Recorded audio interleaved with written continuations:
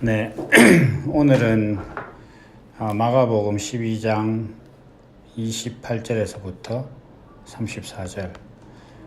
마가복음 12장이 엄청 길어요. 네, 같이 한번 보겠습니다. 서기관 중 한 사람이 저희의 변론하는 것을 듣고 예수께서 대답 잘 하신 줄을 알고 나와 묻되 모든 계명 중에 첫째가 무엇이니까? 예수께서 대답하시되 첫째는 이것이니 이스라엘아 들으라. 주 곧 우리 하나님은 유일한 주시라. 내 마음을 다하고 목숨을 다하고 뜻을 다하고 힘을 다하여 주 너희 하나님을 사랑하라 하신 것이요. 둘째는 이것이니 내 이웃을 내 몸과 같이 사랑하라 하신 것이라. 이에서 더 큰 계명이 없느니라. 서기관이 가로되 선생님이여 옳소이다. 하나님은 한 분이시요 그 외에 다른 이가 없다 하신 말씀이 참이니이다. 또 마음을 다하고 지혜를 다하고 힘을 다하여 하나님을 사랑하는 것과 또 이웃을 제 몸과 같이 사랑하는 것이 전체로 드리는 모든 번제물과 기타 제물보다 나으니라. 예수께서 그 지혜 있게 대답함을 보시고 이르시되 내가 하나님 나라에 멀지 않도다 하시니 그 후에 감히 묻는 자가 없더라. 아멘. 이거는 이제 여기 어떤 한 서기관이 예수님께 계명에 대해서 물었는데, 이제 서기관은 첫째가 무엇이냐 이렇게 물었는데 예수님께서 이제 두 가지를 대답을 하셨어요. 오늘은 둘째까지 다 할 수 있을지 모르겠는데 첫째는 확실하게 한번 해보도록 하겠습니다. 일단 예수님께서 서기관이 물으셨을 때에 마음과 목숨과 뜻을 다하여 하나님을 사랑하라 이렇게 하는 것이 첫 번째 계명이다 이렇게 했습니다. 그런데 예수님께서 그 전에 하신 말씀이 있어요. 이것에 대한 전제 조건이 있습니다. 첫째는 이것이니 이스라엘아 들으라. 주 곧 우리 하나님은 유일한 주시니라 라는 전제 조건이 있습니다. 조건은 아니지만 먼저 이렇게 선언하신 게 있습니다. 그러니까 하나님 마음과 목숨과 뜻을 다하여 하나님을 사랑하는데 그 하나님이 어떤 하나님이냐에 대해서 먼저 정의를 내리고 있다고도 볼 수 있습니다. 그래서 그 하나님은 유일하신 분이다 이렇게 정의를 내리고 있어요. 유일하시다. 그 유일하다는 것 자체는 이게 이제 사실은 우리가 보통 그 교회에서 유일하다 이렇게 하나님 유일하신 분이라고 많이 믿어요. 그런데 이제 또 일상 속에 그냥 자기한테 습관처럼 배인 말이 있어. 어떤 것들이 있느냐 하면 사람이 뭔가 기도를 하거나 이런 것들을 바랄 때에 뭐 절에 가서 기도를 한다거나 불공을 드린다거나 이런 걸 보면 사람들이 뭐라고 하냐면 그래가 안 되고 하나님한테 기도해야 된다 이렇게 얘기를 해요. 그러면서 사람들이 이제 교회로 온나 이렇게 얘기를 하기도 하고 그러죠. 근데 이 말 속에는 이 말 속에도 하나님이 유일하시다라는 의미가 좀 들어있어요. 그런데 어떻게 들어있느냐 하면 사람아 네가 바라는 것을 들어주실 분은 하나님 분이다 이렇게 들어있어요. 이게 그러니까 이게 좀 보통 사람들이 교회에서 이렇게 기도를 하고 하나님을 유일신으로 믿는 것 자체는 신이라는 존재 자체로서 하나님의 유일성을 믿는 것이 아니고 사실은 사람이 바라고 생사화복을 주관하시는 어떤 그런 모든 것들을 제대로 해주실 수 있는 분은 하나님 한 분뿐이다 이런 얘기하고 같아요. 그래서 그 유일하다는 것은 예수님께서 말씀하시는 이 유일하다는 것은 다른 것이 있는데 좀 특별하다든지 이런 의미가 아닙니다. 그러니까 유일하다는 것 자체는 다른 것은 개념 자체도 존재하지 않는다. 개념 자체도 세상이 유일하다 이렇게 하는 것 자체는 그것밖에 없다.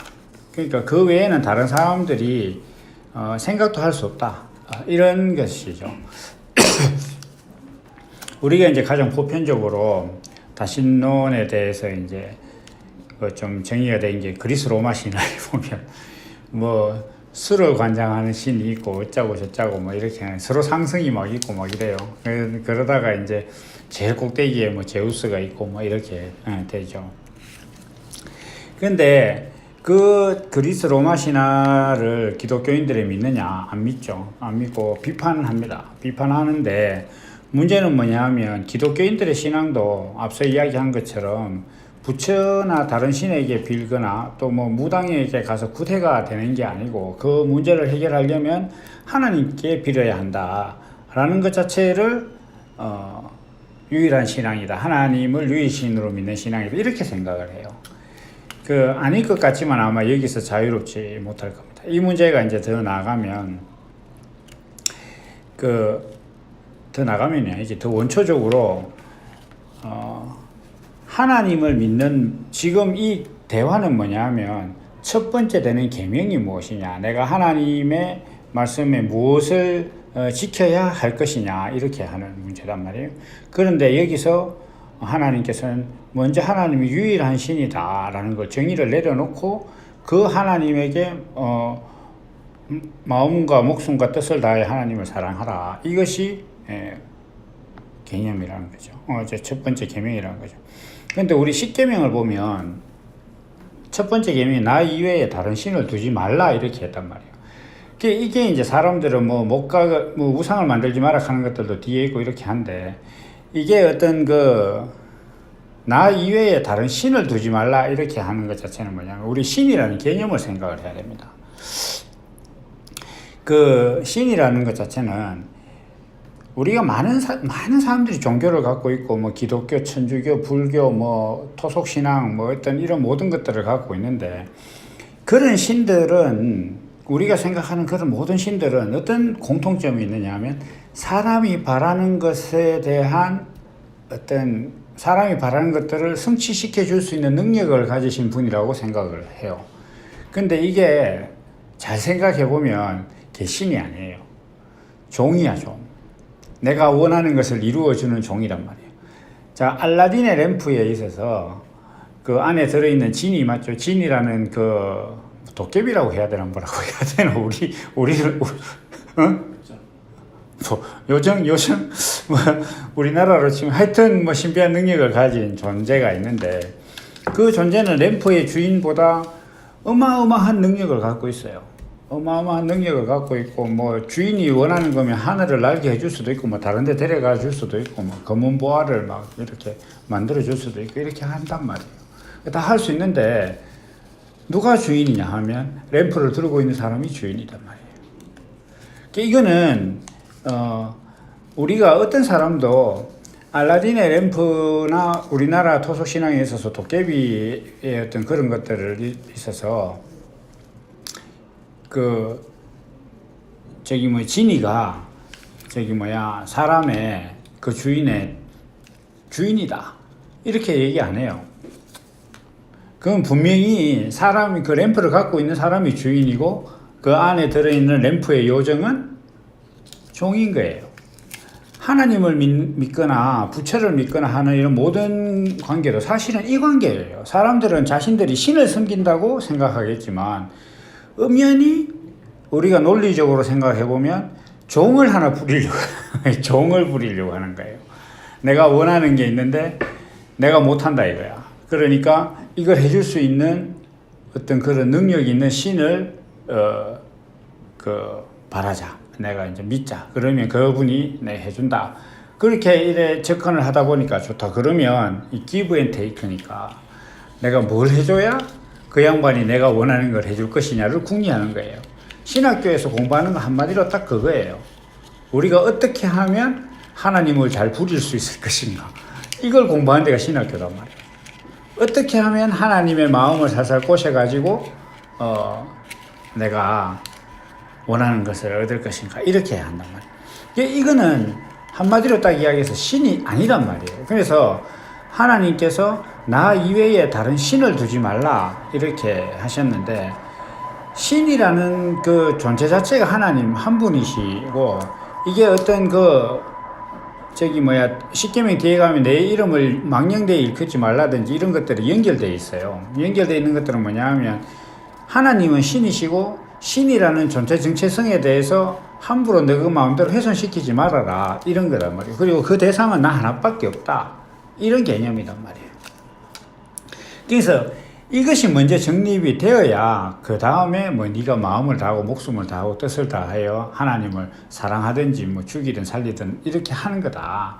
제일 먼저 정립이 돼야 될 것은 하나님이 유일한 신이라는 것 자체를 인식을 해야 된다. 그러니까 내가 원하는 것을 들어주는 램프 속의 요정 진이라든지 도깨비 방망이와 같은 그런 능력자를 내가 신앙하는 것은 그건 신이 아니고 그건 종이에요, 종.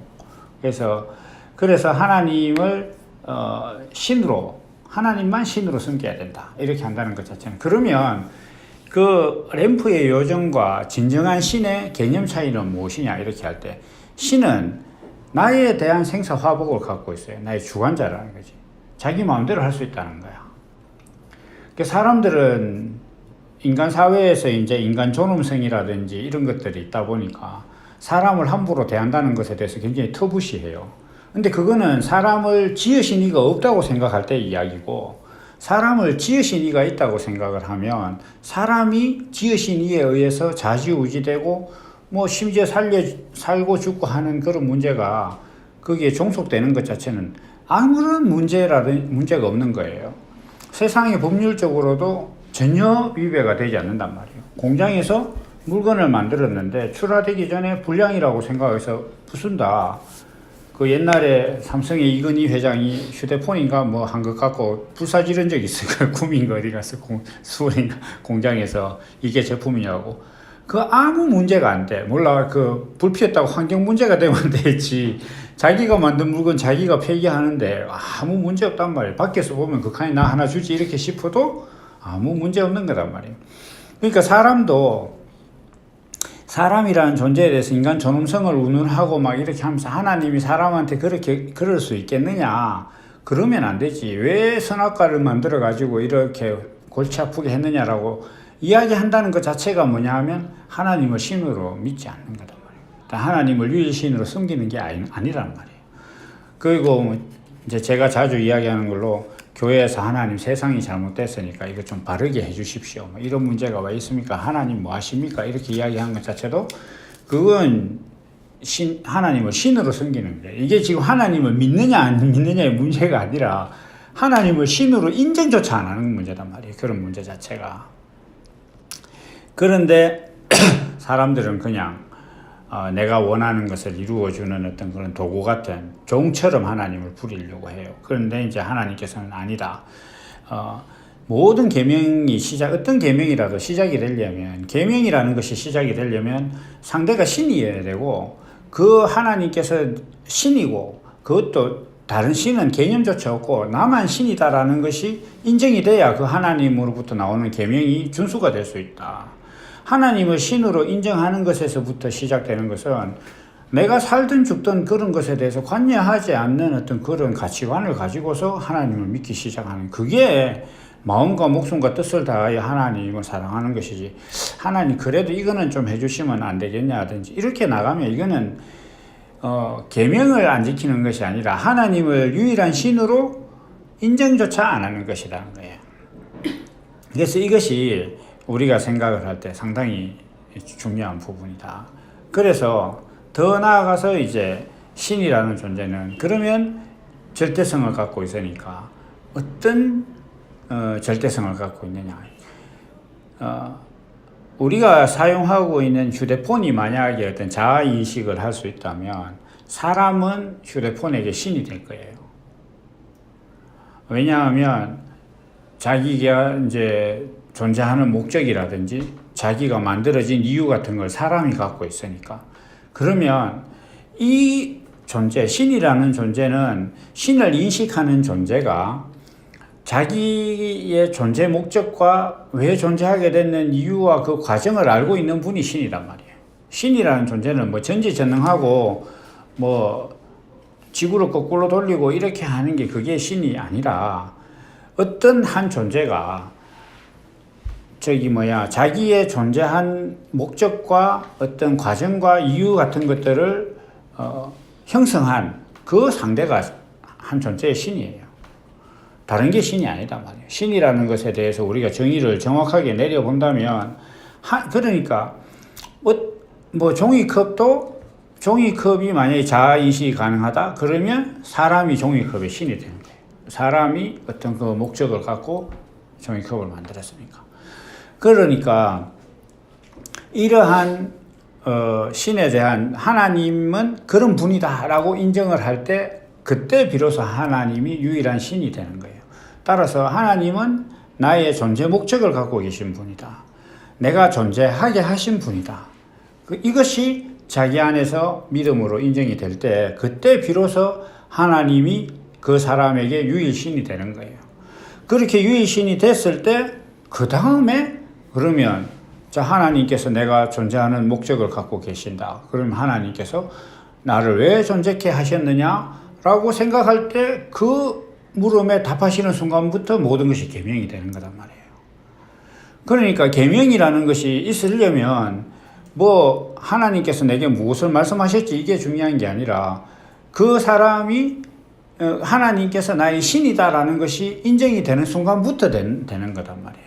이게 뭐 군대를 가든지 직장을 가든지 상대가 내 상사라는 것이 인정이 안 되면 아무것도 안 하는데 그 사람의 말은 내한테 절대 명령이 안 된다고. 그 자아인식부터 돼야 되는 거예요. 그 관계인식부터. 그러면 존재하게 된 실존하는 존재에게 있어서 자기 존재의 목적은 무엇이냐 이렇게 했을 때 자기 모든 것이에요.